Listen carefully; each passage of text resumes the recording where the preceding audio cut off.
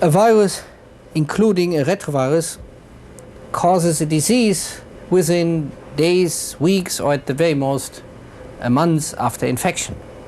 And that is not a mysterious number.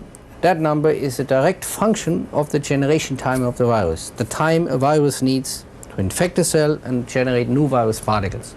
And that takes, with all viruses we know of in humans, all of them, including HIV and including all retroviruses, at the very most 1 or 2 or 3 weeks. So whatever a virus could possibly do has to happen in that time period, or else it's not caused by that virus. And with AIDS, everybody, even from the very beginning, talked about a so-called minimal latent period of, or average latent period of 1 year, and now they have raised that to 10 years. In other words, we are buying lots and lots of time for something else to cause the disease that is in fact blamed on that virus. There is not, in 10 or 12 years of research, 35 billion by the American taxpayer alone, not to mention private organizations and companies in other countries. There is not even a shred of light on this question, why it would take 10 years from the infection to a disease. In fact, it's impossible. Reason number 6. HIV is not a new virus, so HIV would not suddenly cause a new epidemic. AIDS cases have increased dramatically from 0 in 1980 to 500,000 by 1996. So researchers assumed that it could only be caused by a new virus spreading quickly into the population. An old virus would have caused an AIDS epidemic years ago, possibly even centuries ago. So HIV must be a new infection to cause the recent AIDS epidemic. But here again, the HIV/AIDS proponents bypassed yet another essential question of logic. How old is HIV and where did it come from? Theories about green monkey bites and traveling gay flight attendants run in the headlines, but no one in the entire government-funded research program has bothered to verify the age of HIV.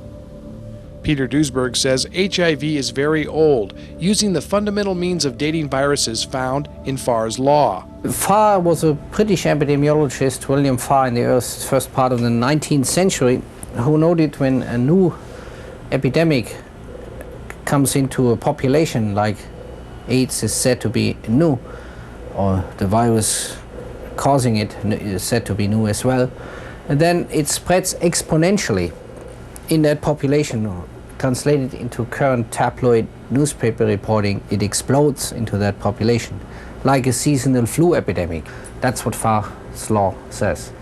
But if a microbe and a disease is long established, then it's old.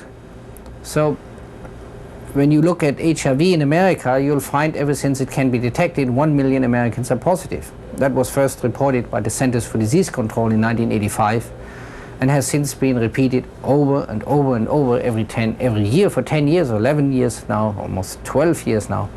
So if it's in 1 million Americans for 10 years every single year, that can't be new.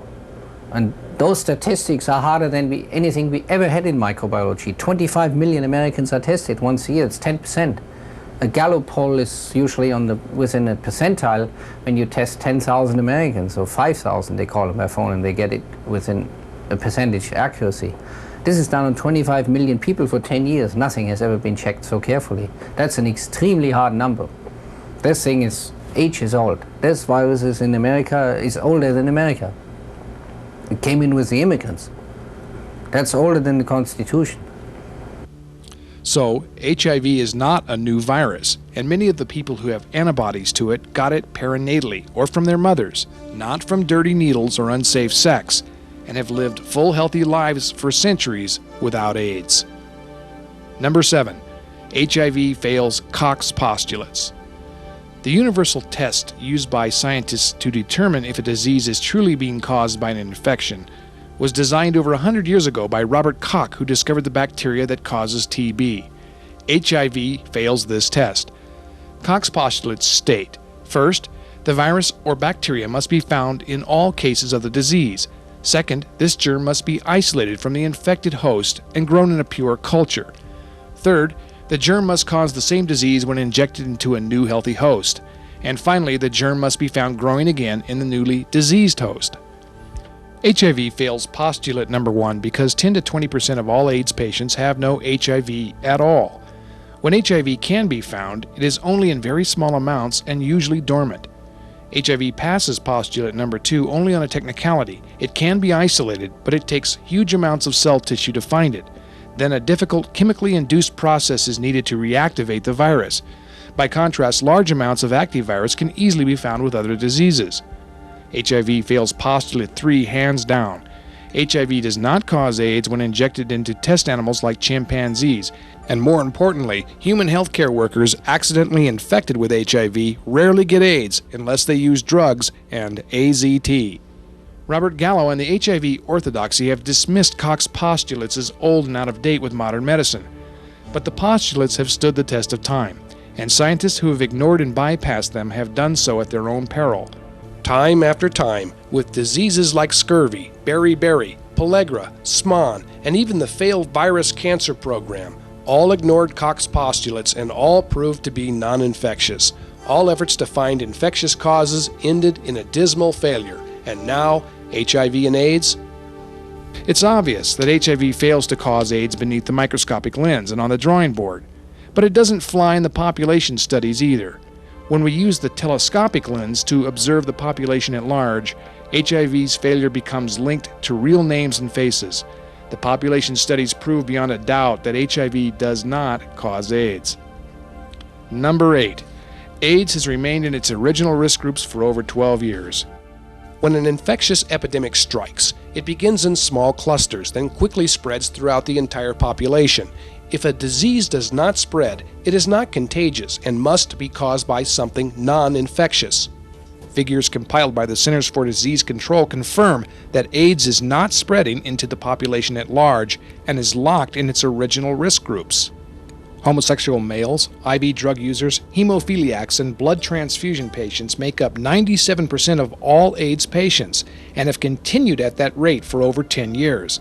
The remaining 3% of AIDS patients outside these risk groups are made up of persons who suffer from immunodeficiency at random and just happen to be infected with HIV. If AIDS is truly being caused by a virus, the patients who do not fit into these risk groups would be growing above the 3% as the disease spread. But AIDS has failed to spread into the female population also. When the U.S. Army began testing new recruits for HIV in 1984, they discovered an amazing fact. HIV infection was evenly spread between males and females 50-50, and it's remained that way since then. It should follow that AIDS would be 50% male and 50% female. Yet 9 out of every 10 people who develop AIDS continue to be male. A germ-related disease should be spread evenly between the sexes, and though HIV is evenly spread, 90% of all U.S. AIDS cases develop only in males. This could explain why drug use is more related to AIDS than HIV infection. In the U.S., males use over 80% of all hard psychoactive drugs. And among the women with AIDS, over half use IV drugs also. In times past, every infectious disease has taken its toll on doctors, nurses, and healthcare workers who work with the infected. Yet AIDS has failed to spread here as well. With over 500,000 cases of AIDS, hardly one physician has developed AIDS as a result of an occupational HIV infection. In healthcare workers and laboratory technicians who cultivate high amounts of active HIV, there have been hundreds of confirmed accidental exposures and infections. Yet within the field of 5 million healthcare workers, only a handful of cases of AIDS have been reported, and even these are highly disputed. From the statistics generated by this vast population study, it becomes evident AIDS is more related to behavior and specific medical risks than it is to HIV infection. Even supporters of HIV concede AIDS is not becoming the world pandemic that was predicted. Reason number 9. International comparison of AIDS differ greatly. A germ-related disease would affect a population in the same way around the world. For example, an outbreak of cholera in India would be similar to an outbreak in Honduras. But AIDS statistics are totally different in the U.S. and Western industrialized nations compared to Africa. In the U.S., AIDS patients are 90% male, but in Africa, AIDS is evenly spread between the sexes. In the U.S., AIDS resides among risk groups at the rate of 97%, Yet in Africa, AIDS has no risk groups and is found at random in the general population. Only 62% of the AIDS diseases in the U.S. are microbial, but in Africa that number is approximately 90%. Likewise, the AIDS diseases in the U.S. that are not germ-related make up 38% of the total, a number that does not correlate with Africa at only 10%. HIV is believed to have originated in Africa, where an estimated 14 million have the virus. Because of malnutrition and other health conditions conducive to AIDS, statistics from Africa should be at least 14 times higher than in the U.S. Yet surprisingly, it's quite the opposite. People infected with HIV in the U.S. develop AIDS at a rate 10 to 20 times faster than Africans. Figures from the CDC and the World Health Organization have confirmed this since 1987 through 1995. So the question is, why would the AIDS epidemic behave so differently in the industrialized world? One good explanation is that HIV does not cause AIDS, and the real causes are hard psychoactive drugs used primarily in the US and Europe. Duisberg questions if what is being called AIDS in Africa is really the same epidemic. But the African epidemic, I think, is a completely different epidemic. It affects men and women alike. In America, AIDS is 90% men, and in Europe, 90% men. That's epidemiologically as different as day and night. 50% compared to 90% is completely different. That's a totally different epidemic, the African one. And the diseases, likewise, are very different in the two continents. So clinically and epidemiologically, the two epidemics are very different. And in Africa, it's possibly malnutrition, parasitic infection, and poor sanitation. It affects, there are no risk groups. There's not homosexuals or intravenous drug users. It's just poor people without running water, without supermarkets, without doctors. The London Sunday Times questions whether AIDS in Africa is a myth. Quoting Dr. Kohutni Ohulu, if tens of thousands are dying of AIDS in Africa, where are their graves?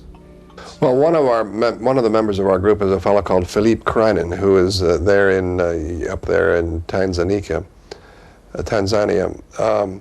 which is thought to be the epicenter of the AIDS outbreak. And there he and his wife, Evelyn, went to deal with orphans with AIDS. They're kind of well-to-do French do-gooders, who, by the way, got quite a lot of money from France, I'm told, and who popularized the idea of AIDS in Africa. Well, after being on the ground there in Tanzania for a couple of years, he reported that after all this time we have to conclude that there is no AIDS and there are no orphans. The people that were thought to be orphans were actually being taken care of by their grandparents, while their own parents were off in Dar es Salaam making money. They came back at the end of the dry season or something like that. It's an amazing story. The AIDS diseases that these people were suffering from were just the same old diseases that everybody was suffering from in Africa from time immemorial. The only difference now is that if it was called an AIDS disease, then WHO and the United Nations send money. If it's called a diarrhea, what's new about a diarrhea in Africa? But if it's an AIDS diarrhea, well, then the United States sends money. Finally, reason number 10. AIDS occurs without HIV infection, and most people with HIV never develop AIDS. The evidence in support of the HIV hypothesis is based solely on correlation. Because the virus is often found in most AIDS patients, we have assumed HIV is causing AIDS. But the logic of that assumption is flawed because correlation does not prove causation.